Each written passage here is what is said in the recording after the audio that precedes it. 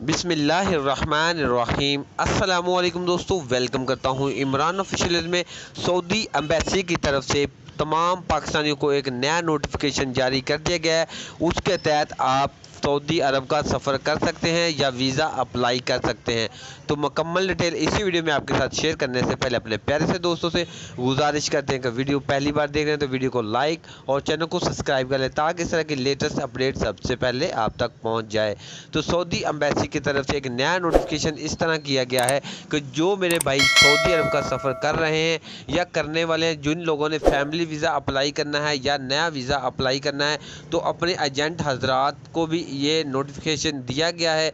जितने भी पाकिस्तान में एजेंट हजरात हैं उनको ये नोटिफिकेशन जारी किया गया है, इसलिए कि आप कोई गलती नहीं करें, नहीं तो पाकिस्तानी एम्बेसी या वीज़ा लगवाया हुआ सऊदी एम्बेसी वो उसको कबूल नहीं करेगी। तो जो भी नया वीज़ा लगवाना चाहता है, फैमिली वीज़ा या नया वीज़ा, वर्क वीज़ा, किसी तरह का भी वीज़ा अब नया अप्लाई करेगा तो सऊदी हुकूमत की तरफ से रिक्वायरमेंट ये मांगी गई है कि वो लोग, फुल रिक्वायरमेंट ये है कि वो वैक्सीनेटेड होने चाहिए और नादरा का सर्टिफिकेट साथ में लगा होना चाहिए।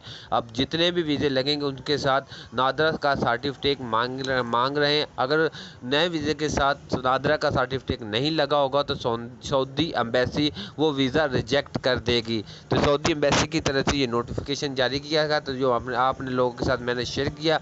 अगर इसके मतलब कोई और भी वीडियो आएगी तो शेयर